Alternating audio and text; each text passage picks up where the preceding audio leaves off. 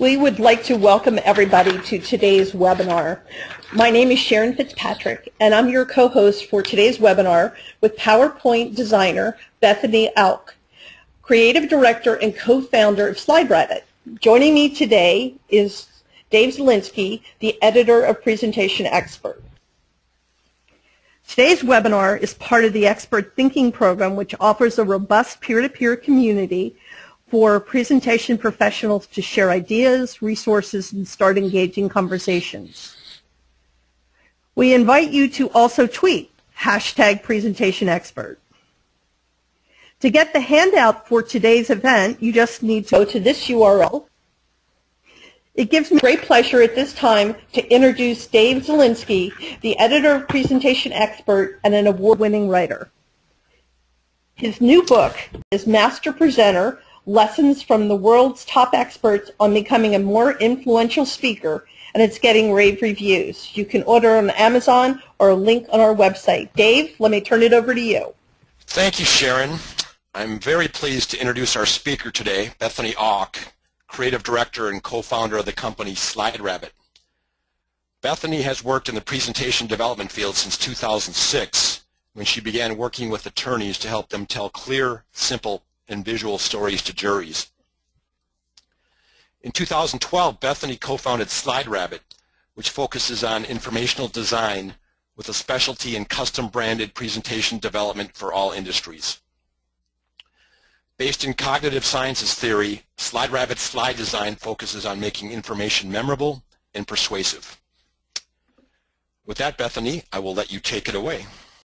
So today we're going to learn about master slides, customizing your theme, and designing the simple template in 20 minutes. Dave introduced me, which was awesome. Thank you so much, Dave. Here, I'll just launch into my contact info here.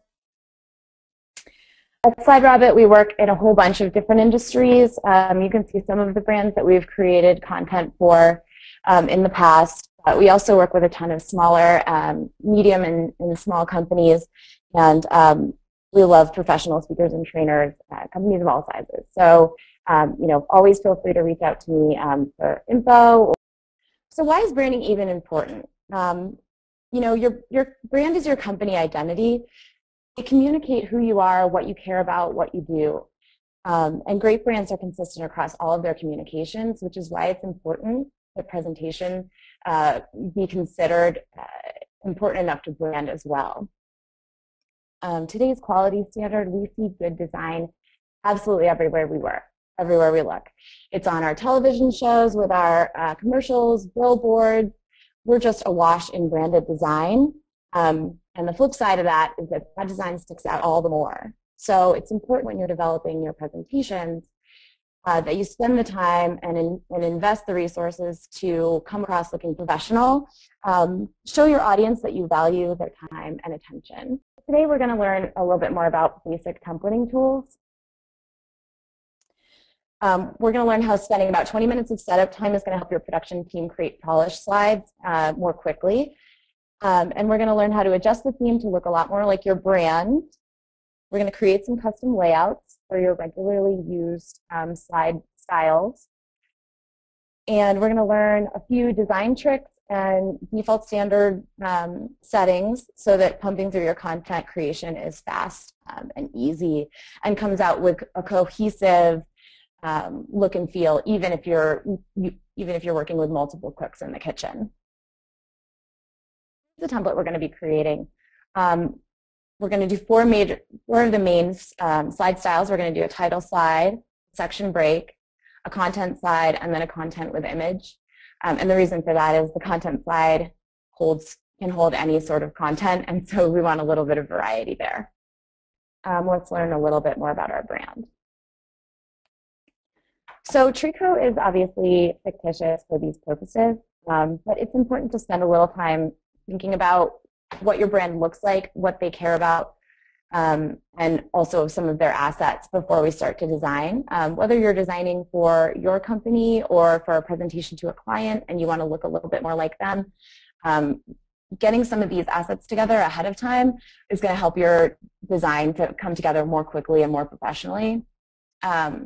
So the Trico brand, we've got a little company info. We've got kind of a reference image for what their public face is to the world. Maybe we've pulled this from their website or one of their marketing collateral pieces. And then I also have their colors. Colors are the quickest way and the easiest way, the most recognizable way to communicate brand. Think of like the BP spring greens or the McDonald's red and yellow. Automatically, those tones of those colors just automatically bring that brand right to the forefront of your brain. And that's why it's important that your colors that you're using are not just, oh, they like greens, we'll pick a green. Try to get the actual color of the brand that you're designing for. Usually you can do this from the website. There are some tools where you can eyedrop colors and get really close, or brand standards. A lot of companies have developed a brand standards guideline document, and within that document, color codes will be outlined there for you. Also, I should just say that RGB color codes, that's just a codification way of talking about exact colors. RGB is for web-safe colors, so this is what you would use if you're designing a presentation for use on screen. If you're doing some like high-resolution printing, some professional type printing, you might use like a CMYK, which is again just another set of codes, and you can convert those from one to the other if you've got the CMYKs and you need the RGBs. There are converters online. And actually, in the handout that Sharon mentioned, I have a link to one of those and a couple of color tools available online to non-designers that might help in the color arena. When designing for a brand, really important to get the high-res logos. Whether it's your company, again, or you're designing some stuff that looks like more like one of your clients or prospective clients, definitely look for some high-res logo images. Wikipedia is a great resource. They often have logo files for the most current branding for a given company, and they're easy to download and hop right in. They come with transparent backgrounds. Great place to look for logos. Having the logos is really important because if you're especially if you're communicating to a client, you don't want their logos looking resi or distorted or old. We definitely want to respect the way that they communicate their brand. And fonts. So some companies have custom fonts. That can be a bit of a challenge because fonts can be expensive and you never know where your presentation is going to be displayed. So I would recommend sticking with custom fonts standard fonts for the most part. Trico, you'll see they've paired Rockwell with Calibri. And I'll talk a little bit more about pairing fonts later, but just know that we'll have our main font, which is our Rockwell, a slab serif, and our secondary font, which is a sans serif, the Calibri. So now we've met Trico and we've learned what we're going to design. So now it's time to actually do it. I'm going to do a live demo here.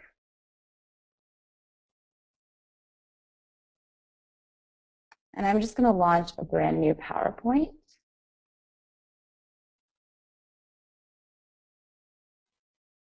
So this is the file that PowerPoint naturally brings up for you. It's just blank, and so we're very much starting from scratch.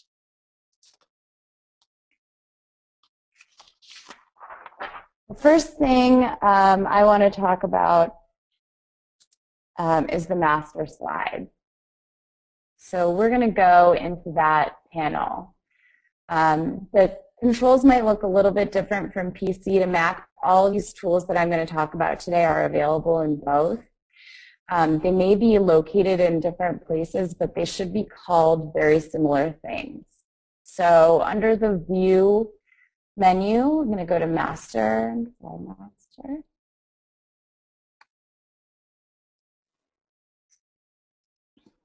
So why should we even bother with this, right? It feels like, well, we're not just getting into developing our content, this wasted time, and it's not. especially if you're working with a team, but even if you're doing a high volume presentation just for yourself, setting some of these standards ahead of time is going to mean that all of your slides, when you add new ones or when you pull from a new location, from a different location into your file, your slides are going to share some certain style and formatting that's important. It's going to save you time in the long run and help your presentation look more cohesive. So the masters allow you to set some of these layouts and fonts and colors and to be default in your deck. So this is the master tab. You can see here we can edit the colors and the fonts. I'll note too that you can actually do this from outside the master slide. Some of this theme customization is available under themes. And that's just another tab in your ribbon.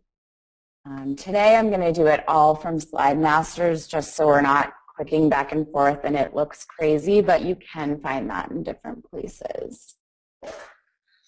Here on the left side of our screen, we see the masters that are available in this current deck. The top I generally refer to as the parent, and the layouts below I refer to as children, just because otherwise it's like you're calling them all slide masters, and it gets a little confusing.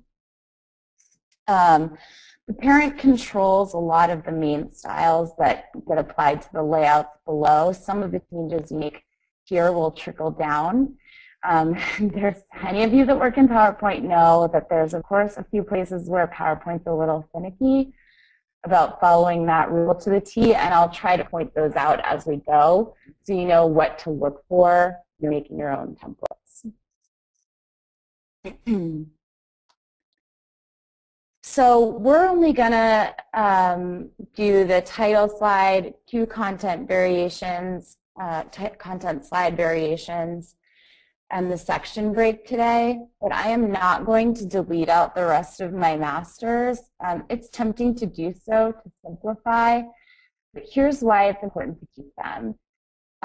They will gain a little bit of the basic formatting you're going to give the parent, so it could be useful, but even more important, especially if I heard a couple of you mention in the intros that you're redesigning the slides that are already fitting to a different template. When you pull slides in from a new show, they're automatically going to snap to the layout that matches the same name. And probably your layout will have several of the default layouts here. So say I've deleted this layout. When I pull in a slide that has this layout, my formatting is going to go all over the place, and it's going to take me a while to get it back into a layout that makes sense. Whereas if it's snapping here, when I change it to a new layout, this layout exists, I'm changing it to a new existing layout, we're going to have a little bit easier time getting our formatting to sit the way we want it to. Okay, so now that we've kind of had our little introduction to the master slides, let's get into customizing our theme. Sharon, if you're having questions pop up and I need to slow down, just let me know. Otherwise, I'm just going to kind of keep moving. All right, let's do our fonts first. The font panel in Mac and PC works a little bit differently, and I'll try to point out those inconsistencies when I'm able to also. Serif pairing is what we recommend when you're pairing fonts. Staying within a sans and a sans, or a slab and or a professional, and that way kind of inconsistent and professional. So I'm going to choose my Rockwell double family font, and then I'm going to point out ways to work in my secondary font using the layout tools I'm given in PowerPoint. Okay, color palette. So a custom color palette, again, as we discussed, color can be so important. It's the way that we recognize brands the most quickly. I definitely recommend getting those color codes if you can get them, and then popping them in here. So you'll see some of my legacy custom fonts. These are for other decks, and then here are the built-in fonts that, or sorry, palettes that Microsoft provides to you. You can also create your own palette. So that was just under Slide Master or in Themes, Colors, and Create Palette.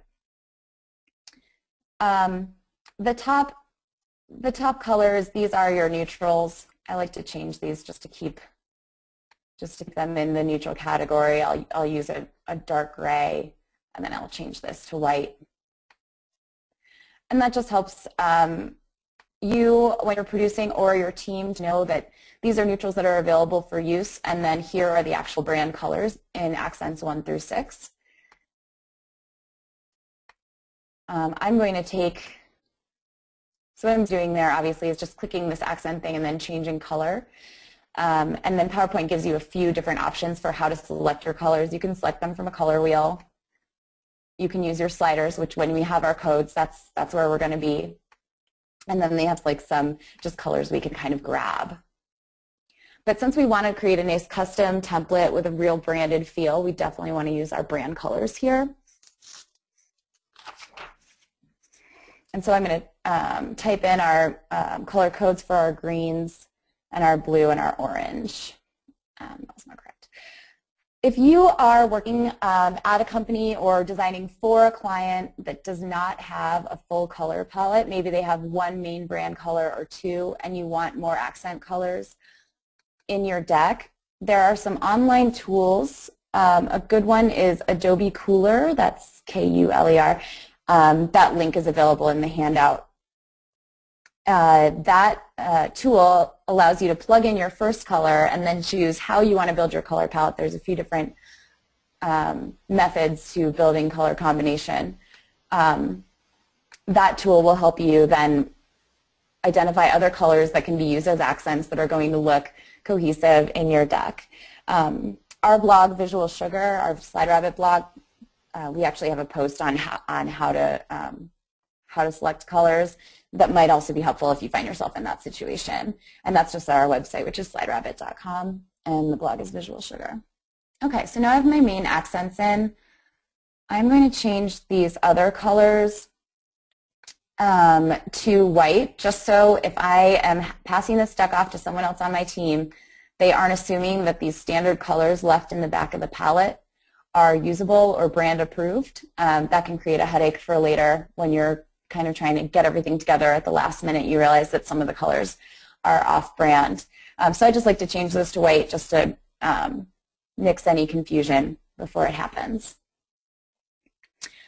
The hyperlink and followed hyperlink colors you don't really need to worry about. Those are not going to appear in your color selection palette. Those are just for text that's a hyperlink or text that's a followed hyperlink. So unless you're using those a lot, you won't need to worry about that. So I'm just going to apply that to all. And now I can see when I've clicked on something and I pull down my palette, my brand colors are available there for me to select from. So now we have some of our basic brand into our template. We've got our fonts in and we've got our palette set. And it's time to create some layouts.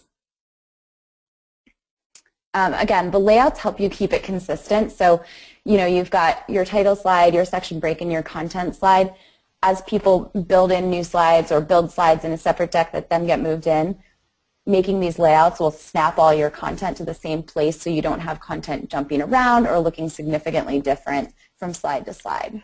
Bethany, can I interrupt you? We do have a couple of questions. One of them is, where is the color wheel in Microsoft PowerPoint? Can you just point that out?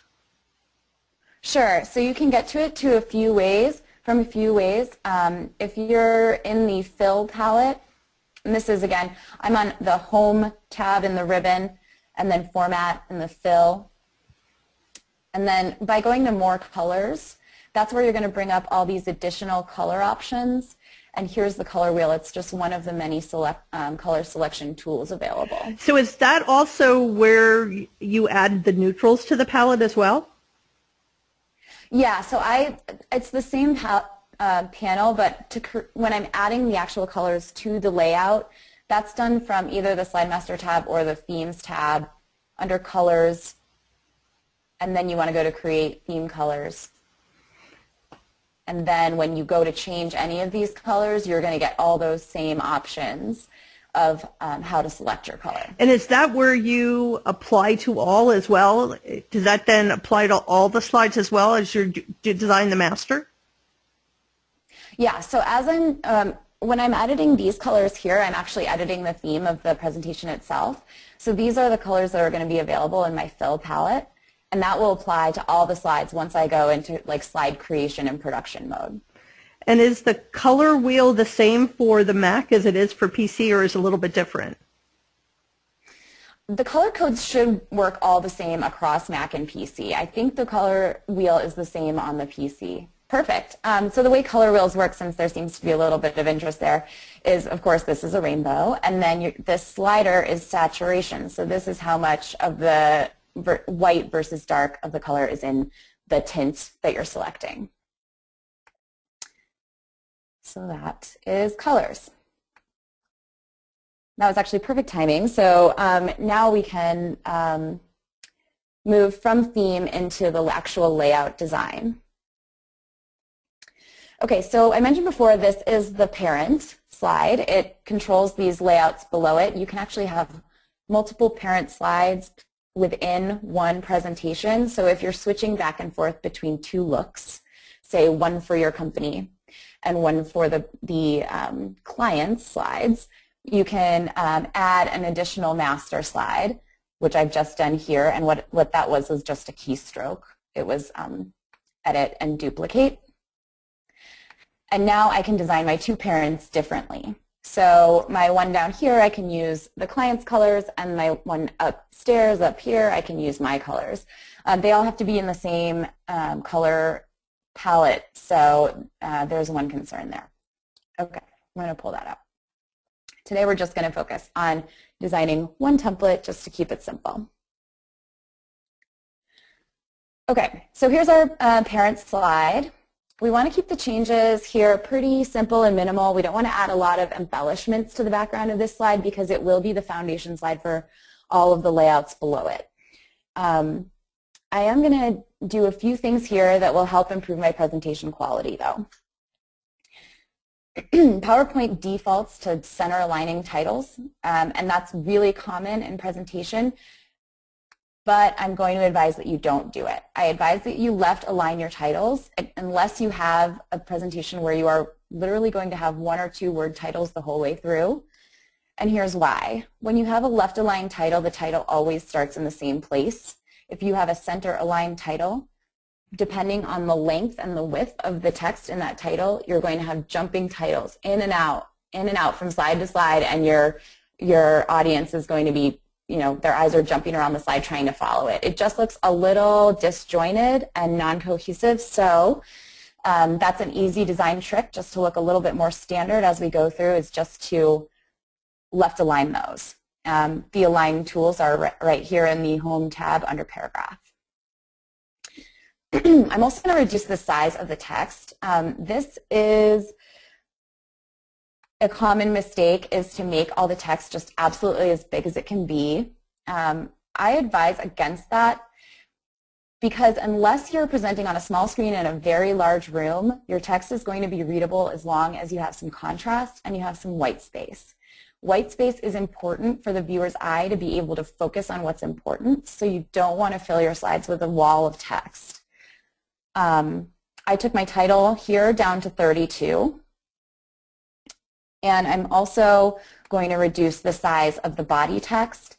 And that's also for the same reason, and also to just reduce that yelling feel. You know, you always say when somebody texts you in all caps, you're pretty sure they're yelling. It's kind of the same thing with using text that's too large for the space that's given. So I'm going to reduce this text down. There's a button here in font with kind of this A and this down arrow. Clicking that reduces all of the text in one, like, proportionally. So you're not saying, okay, everything has to be size 18. We see that we have, you know, our top level is larger than our second level. So we want to maintain that, but I just do want to take it down a couple points. I'm going to take it down to 28 at the top level. And now we can just start to work in a little bit more of our branding. You know, why not use our blue accent color, our second accent color for our bullet? How I got there was under paragraph, bullet, make sure I'm clicked on my text that I want to change, and then define new bullet. When you pull up the define new bullet formatting window, you're going to get your color palette down here. And then I can select my color. So now I have my secondary color there. I'm going to take my, my sub-bullets. I'm going to remove them from black. This is another technique to make your slides more readable. If everything is high contrast and very dark on your slides, the viewer does not know where to look. So by taking my sub-bullets, which should be less important, down in contrast, I am directing the eye to the main bullets, which are our main points. They're just a little too low. I'm not going to worry about too much on the design and the text of the third, fourth, and fifth level bullets because hopefully we won't get there. Removing text from your slides is going to make them better. Whenever you can, remove it. If you can say it out loud, don't put it on the slide. So that's why I'm kind of going to ignore those for now. I'm going to leave them there just in case, but I'm going to ignore them. And now I want to work in my secondary font. You know, I noted that on Mac, I can't just select a secondary font for my font family and my theme, but I can hard code them into the layouts. So I'm going to go down and select from my thousands of fonts, my Calibri for my body text. Footers and slide numbers. Necessary on some slides, right? So we do need to keep them, but I do want to take them down a few points. They don't need to be so large. We don't want them competing with the content. So I'm just bringing them down to 10.5. I'm going to leave them in my main font, my Rockwell. And I'm just going to move them out of the slide area a little bit. Just want them. A couple questions as you're doing that is, any thoughts about the readability of serif versus sans serif fonts? Yes. When you're using body font, I would definitely go with a sans serif if you're going to be doing large amounts of text. It's just a little cleaner. They're more readable from farther away. So we generally stick to using our serif fonts for either large titles or secondary text that can be like kind of bold and like some auxiliary information. And then we stick with sans serifs for body text for the most part, unless the brand kind of necessitates otherwise. And what about not having fonts? There's thousands of places to get fonts. And so if you get a font that's not a true type font, what do you do? There's a couple different tricks. So it kind of depends on how you're using the presentation. One thing you can do is kind of is create a PPS file. So you want to maintain your animations, you want to maintain your slide design, but you need people outside your organization who don't necessarily have your font to be able to play it and for it to look right. So a PPS file is just a save as, and it's a PowerPoint show. And then when that launches, it doesn't launch into an editable file for the client. It just launches directly into a show that they can click through. Another option is PDF. You'll lose your animations if you have any, but you can keep your linking. So if you have any hyperlinks out to your website or things of that nature, you can maintain those. And then another option, which we actually use a lot for litigation slides, just because we never know what kind of setup we're going to be looking at once we get into the courtroom, is we print all the slides, we save them as image files, and so we usually save them as pings, but like JPEGs works too. And then you go through and you put kind of that covered ping file over top your whole slide, and it basically locks it as an image file. That's like a little crazy. That's like a little crazy designer trick, because then we can remove those and edit, reping it, put it back in. But it's helpful if you're familiar with those kind of format changes and manipulations. Terrific. Thank you. Back to you. Great. With the footer, I'm going to align this left again, and that's for the same reason as my title, with the added point of I don't want my footer ever distracting from my content. So as I'm clicking through my slides, I definitely don't want that footer jumping around. It's going to draw the eye away. The last thing I'm going to do on our parent slide is I'm going to remove the date slide. I don't like these date slides. They never update correctly. They're always out of date. It's just a huge pain. I like to get rid of them. This is one of the things that the parent does not do very well. No matter whether you delete it like I just did manually, or if you go to insert and go to header and footer and take it out that way, it just doesn't like to ever go away. So this is one of those things that unfortunately you're going to have to click through your layouts and take it out. You don't want it to hang out on your layouts, because if you're having someone else do production, or if you're tired and generating slides, you're going to get kind of this rogue field that's just hanging around, and you'll have to delete it every time when you're doing slide creation. So just, bite the bullet and do it here in the back end real quick, and then it will be gone, and it will no longer bother you. Okay, so now we have our, one more change. I'm actually going to put my branding color for the title. There we go. That's looking a little bit more Trico now.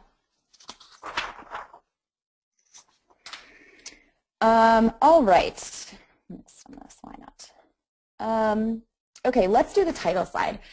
The title slide is great because it's usually the first slide you have up when you start your presentation. Sometimes it's even up before, just as people are milling about either at the meeting or the event or wherever it is. Anyways, it's the front cover of your book. So it's a great place to make a brand statement, and a nice and easy way to make a good brand statement is just a big old color block. I'm going to make this slide a large color block slide, and I'm going to use my Trico green. So what I'm doing here is right-click Format Background, and then it's going to bring up this format window that we've seen a couple times before. There's always kind of some different options here depending on what you're selected on. But I'm just going to choose, again, my palette is available for me. I'm going to use my theme colors, and that's my theme, Trico green. One thing you might be noticing here, which I'll point out just quickly, is that this text is still readable even though these are supposed to be the exact same green colors. They have the same color code, but there is a glitch within PowerPoint where the color applied to text and the color applied to shapes is slightly different. It almost will not matter for you at all. It's very hard to notice unless you have text on top of the same color block, which you wouldn't want to do anyways. So we're going to change this to white, but just something to be aware of as you're designing. I'm going to change my subtitle to white too. We want high contrast on a color block slide. We definitely want our information to stand out. It's a presentation, it's the title for heaven's sakes. So we definitely want that to be viewable. Title slides do not need footers and page numbers. Let's take them off. Another common design technique that would not necessarily be considered a design strategy is center aligning. It's very tempting to center align everything. It feels nice and neat. But a good design tactic is actually to get rid of that center align feel and generate more negative space in your design. Negative space is not to be feared. It's a great place for the viewer's eye to rest, and then it helps to emphasize the text and the information that is on that slide when there's more negative space available. So all I've done so far is just to change my title to white and my background to green, get rid of some stuff. I'm going to take this title, I've center aligned it. You may have noticed I center aligned it after I just said don't center align titles. Here's why. You very, very, very rarely will ever see two title slides in a row. In fact, if you do, I would strongly suggest that the secondary slide has a very different layout. So you're going to see one of these slides at a time, so you're not going to have that jumping title effect. So don't fear the center line here. Just take them down out of the middle of the slide to generate some of that white space. Just stylistically, I'm going to bring this size way up. It's our title. We can go big and dramatic. Now you'll notice that as I increase the text size here, I've gone up to 60.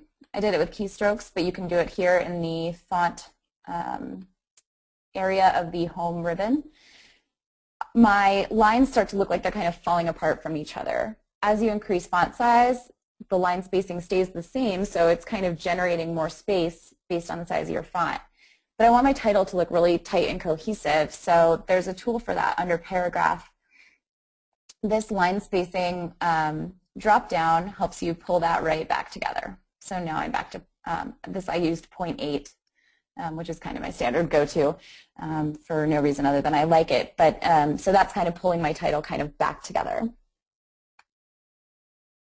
Or my subtitle, just for some contrast, I'm going to take it down just a little bit. I'm going to take it down to size 20, I think. And I'm going to go all caps. Now, if you've used PowerPoint a lot, you may be familiar with this change case tool. It's right here in your font area. However, this is great for when you're generating slides and content, but it is not great for your masters. For some reason, when you use the change case here, that change is not sticky in your layout. So when you go to generate text, that field will not be an all caps field. Whatever you type in it, it will just go to sentence case or however you're typing it. So to get that change to be sticky, I'm going to right click and bring up my format text. And in format text, I'm going to select all caps. And now that change will be sticky for me when I go to use it later. I'm going to pull these down just a little bit more. Now I'm just being picky. Okay. A little bit more branding for the title slide. We have a big, beautiful color block slide. Let's pull some branding in. I showed you the logos that I collected for Trico. Knockout logos just means that they're in white. The colored portions are in white and that they're transparent. So I'm just going to pull my knockout logo since I've got a nice green slide. And I need to get another picture. There we go. My knockout word mark. And I'm just going to make these big. I don't want them to be too huge. I want them to make an impression but not be the center of attention. So I'm just going to prop them up in the corner. These align tools, these arrange align tools up here that are in your, they're in your, a couple different palettes. They appear in your home ribbon and also in some of your format ribbons. These are great. Make huge use of them. You can align things in all different ways, so you can make sure your content is aligning to the left or lining up centrally. And you can also use them, they were grayed out right now, but you can also use them to distribute things vertically and horizontally. So that means if you've got 6 things across your slide, whether it's icons or boxes or whatever it is, and you want to make sure that the spacing is even in between, these distribute horizontally things are the way to go. And I've aligned this incorrectly. Okay, we want to align these center. Perfect. So there we go, our title slide, our introduction to our deck. Okay, so the content slide is next. The content slide is most important because, as you can see, it holds all different types of content. I know we see the text here, but this placeholder is actually made to hold your tables, your graphs, images, if you want to do media or some smart art diagrams, that can all be snapped to in this layout. And so it's essentially set because we did most of the work here in the parent, but I am going to add just a little bit more detail to this slide. And I didn't add it to the parent again because I don't want it to necessarily appear on every layout. What I want to do is add just a little footer line just to kind of delineate out the space below the slide. I don't want it to be, I want it to be pretty subtle, however, and you can see that the kind of the default line that PowerPoint generates is this heavier stroke in your main accent color with a drop shadow. There's a button up here just to remove drop shadow, which I'm pretty sure is always there and not in my custom palette, but in the case that it's not, you can also find that tool under Effects and under Shadow, and you just want to go to No Shadow. The line's still pretty heavy, so I'm going to use a gray instead of my main green, and then I'm going to take the width of the line down. I like to make it really nice and subtle down there. We don't, again, we want a lot of white space for our content to stand out against, so we don't want it to be too intense. And now I like this line. I want to use it in my slides if I am kind of marking things off from each other. If I need a line style, I want this to be it. And I want other people who are producing in this presentation to use that line style also. So instead of kind of writing to people, make all your lines this gray in this width, I can actually set this as my default line. So that's a right click that I just did, and it brought up this menu where I can set as my default line. Now later when I make a line, instead of getting that big clunky green thing that PowerPoint wanted to give me, I'm going to get my nice subtle gray line. Let's also just add a little branding to this slide.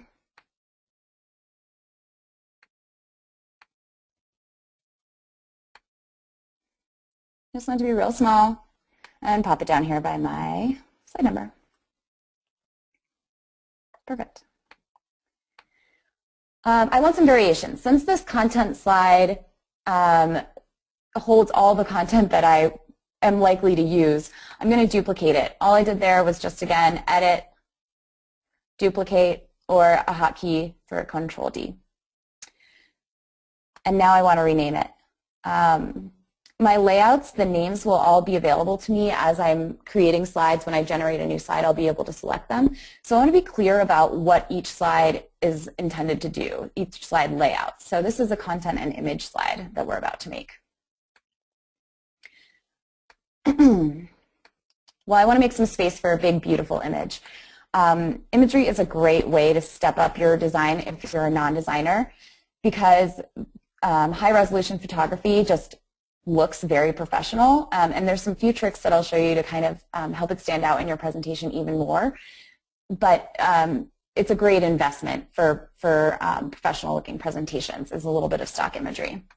You can also find stock images for free online. There's some Creative Commons search engines like CompFight.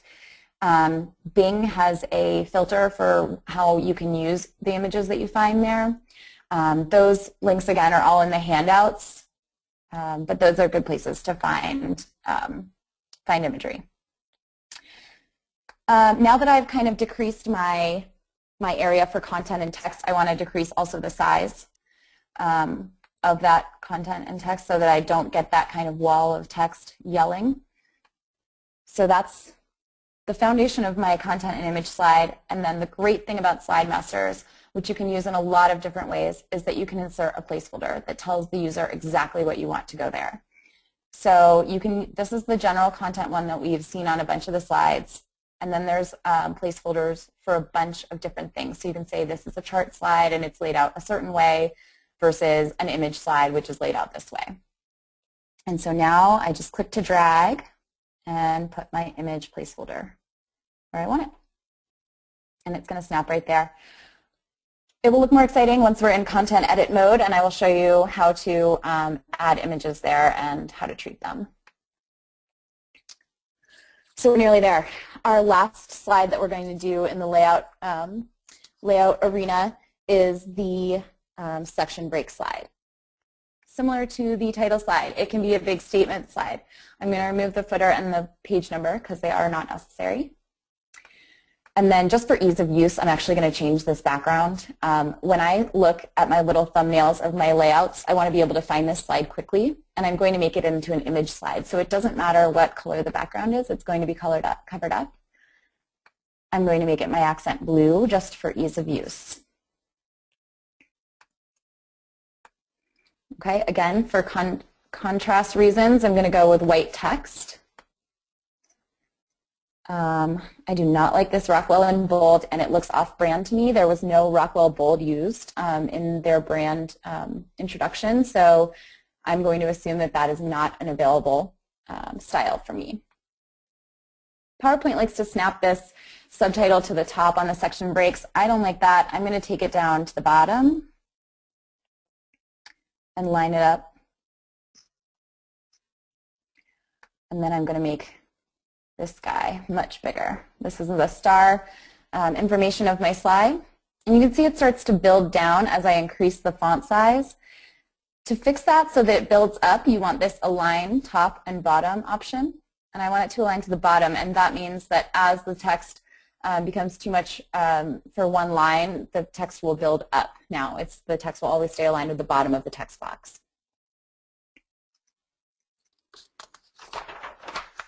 And then finally, I'm just going to make this all caps. And again, I have to do that by formatting text, bringing up the format text palette using the all caps. Last thing we need to do is put our picture placeholder for a full image bleed. And just what that means is that the picture goes all the way to the edges of the corners of the slide. It looks a lot cleaner, a lot more professional. And it's going to give your presentation a lift without you having to spend very much time designing. And the last thing I'm going to do here is send that placeholder to back. I want it to sit behind my text, which I'm going to bring up even just a little bit more. Okay. And we're seeing that text fall apart issue again. So I'm going to bring my line spacing back down to that 8 that we talked about earlier. All right, now we have our title slide, our 2 content slides options, and our section break. So we're ready to add content. PowerPoint has just given me my title slide, so I'm just going to put my title in.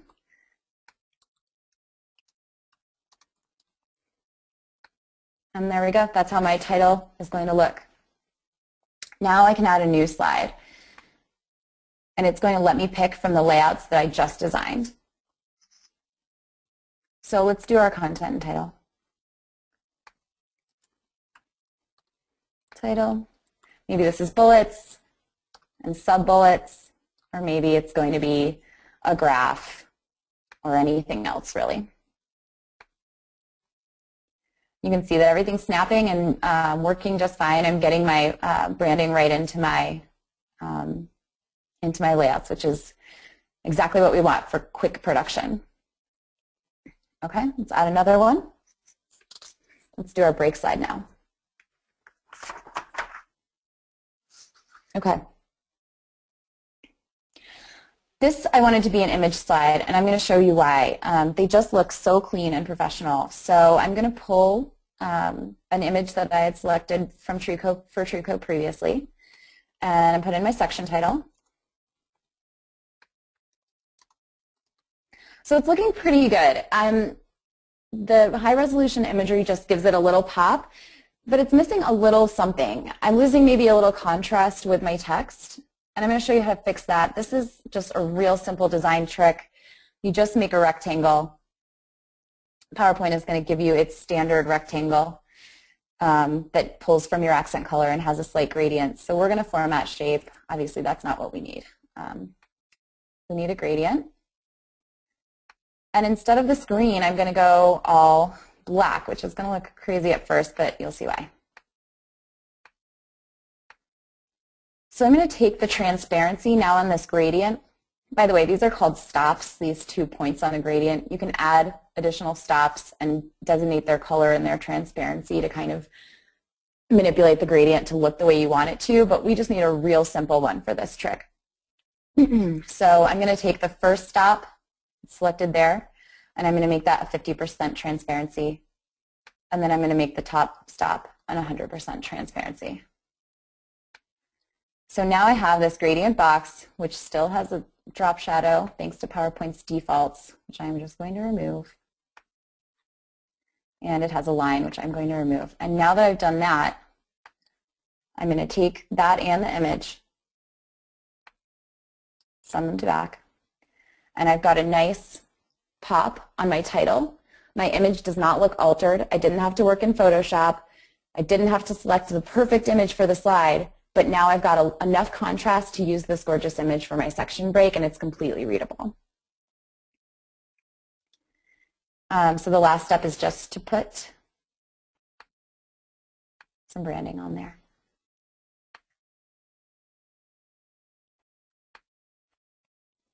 And there's I probably would have picked a non-transparent one for this one, but those are, you get the idea. Okay, our last slide layout, the content and image.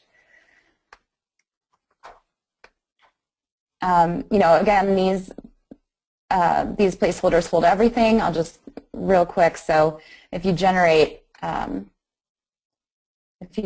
chart, it's going to pull from your main palette, and then you're going to have all these styles that already have your colors in them, and you can just pull from whatever kind of look and feel you'd like for this slide. Super easy way to get a branded look on content that you didn't actually have to design yourself. Let's throw another image in here. Again, I've pulled this one previously. Now the thing is here, you'll see that even when I send this picture to back, it's not going to move behind the master elements like the green Shrico label I have here in the footer. That's just how placeholders and elements work on masters. That's just how they layer. So I can pull a picture from file and just put in my own knockout version in approximately the same place. And the other thing I'm noticing right now is that PowerPoint did not like to bring in my slide numbers and my footer. That's another PowerPoint favorite. So to fix that, I can just pull up Insert, Slide Number, check Slide Number and Footer, and click Apply to All. It's only going to apply that to the layouts that call for those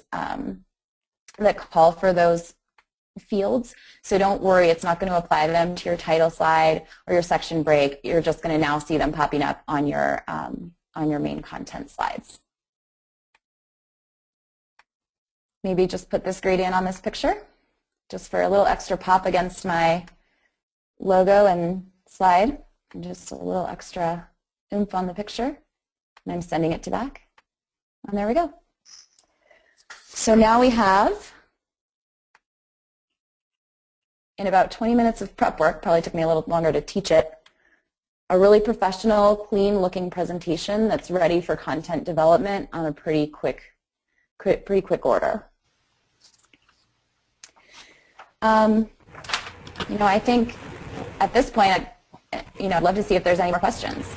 There are definitely a lot of questions we've been fielding. So one of the things we had is from Anthony. As a learning developer working in PowerPoint as the stage for web-based training, what specific tips can you offer for making templates for that application of PowerPoint? Less presentation and more WBT web-based training. Right. I mean, I think it is actually an entirely different webinar. I mean, I feel like that's probably something that could cover hours of strategy and know-how. And honestly, we do mostly presentation-based and print-based work. So I don't know as much about the training arena. I know some tips within PowerPoint to kind of, do some linking and some revealing and things like that. But as far as the super interactivity of the web-based platform, I think it's almost a different topic. Great. We have a question from Bob. He said, can you show us again how you did the picture placeholder? Yes, I would be happy to. Okay, so that's just, again, the placeholders are available in your master slides. So you want to go to View, Master, and Slide Master to get back into that field. And then when you're on any layout, I'll just add one to this layout. In the Master Slide tab of your ribbon, there will be an Insert Placeholder drop-down. And then from that, you have several different placeholders that you could select. I selected the picture one, and then you can kind of put it wherever on your slide that you'd like to. So in that same vein, is it possible to put the logo on the master that has the picture placeholder? Unfortunately, it's not, because the way that the layering works, you're going to have that picture when you fill the placeholder is going to like pop in front of any of the image elements on your slide. I think the only way to do that was then to be to create another placeholder that people are going to have to click in and put the logo in every time. So you want to size it right, put it in the corner, and say this is for the logo. So a question about all caps versus underline. Is one better than the other as far as readability? I really try to stay away from underlining. I like to use either a different font treatment, whether it's a different font itself or a bold or a medium versus like a thinner version of the same font. Underlining to me starts to look a little sloppy. It gets in the way of readability of the line beneath, and also it doesn't break for your but letters that dip below the bottom line here. So some fonts may include this, but for the most part, you're getting just this full line that kind of messes with the tails of your letters that dip below the bottom line slide, and I don't like the way that looks just from like a cleanliness standpoint. So creating more white space and using either a bold or a medium version of the font or a different font altogether, that would be my preference. What if my company and client doesn't have branding? Yes. Well, that's definitely a challenge. So in that case, you won't need your logos, but I would definitely look for your content to kind of tell you how to dress up the look and feel of the presentation. Colors trigger emotion. So if you have content that's supposed to be very exciting, you want to use vibrant, warm colors. Or if you're trying to like instill trust, either in your employees or in your new clients, maybe use some greens and blues. Those kind of calm us down. We actually have another post on our blog that is about that color selection and kind of the emotions triggered within. And then you can kind of build the palette around that. Terrific. We have actually another thing that Jeff would like you to review is how to put the background gradient to help read the text on the picture slide. He couldn't see the difference between the before and the after. Sure. I'll do the before and after thing. Okay, so the gradient is on this slide. You can see it when I select it there. So here's the before. It's just a little less readable. We're getting a little bit more of that those light tones coming through on the image. And when I put it back, now my text is popping a little bit more off of that image. I think that's a great tip. I know I could use that. People hate clip art, and they're not designers. How do they dress up the content? Right. So I think the problem with clip art and why it gets such a bad rap is that a lot of the little icons and drawings that they provide are really overly detailed, and when you're trying to use one or two or even 3 or 4 on one slide, there are a lot of different styles going on, and that can start to look kind of jammed together and unprofessional. Instead, I would recommend buying a set of icons. You can get them pretty cheaply online. I know even Shutterstock has them, but I think there's sites that are dedicated just to icons. I think there's one called Icon Monster. And they're also a really cheap investment design-wise if you want to actually commission a set of icons that are really specific to your company. Great. We have a question. It's actually more of a mechanics question from Phil. I received a nice PowerPoint from my client. How do I take out some of the master items like the footer, etc.? Is that locked by some chance? He can't seem to get rid of it or change the PowerPoint file. So if you're trying to change master elements from this view of just looking at the actual slide content, you'll see that I can't even select them, and that might be the problem that he's having. That was my page number, not my Trico logo, by the way. But I can't select kind of this footer line to get rid of it. So in order to edit those, again, you're going to have to go into masters. And I know someone in the introductions was saying, I want to be able to modify the look and feel of stuff that's already set. So go to your masters, and that's where you can change those presets. It does feel like it's locked and it's kind of coded into the background if you're in slide edit mode, but once you're in the masters, most of those elements, as long as they were created in PowerPoint and not imported as one image from somewhere else, can be removed or changed. I think that's great. I think we're running short on time, unfortunately, but people want to thank you. We're getting rave reviews online, so which is awesome, and I think I've learned a lot as well. Some people are saying that this was, definitely a good reason to come, and they've learned a lot. So let's take one more question, and so the question that I have is from Glenda. How did you get the logo in the footer? Right. Okay, so there's two. So this logo in the footer, this one I just went from the from the master slides. I went to insert picture from file, and just grabbed my logo from where it was. And then once it pops in, I can just kind of, make it small, put it down where I want it. And that's how I did that one.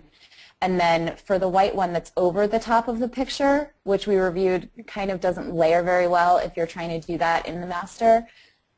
This one I did kind of the same thing, but from this screen where I was in regular slide content edit mode rather than masters, and insert picture from file and the white mark. Great. I'm going to ask one more question because I think people are going to be really interested in this.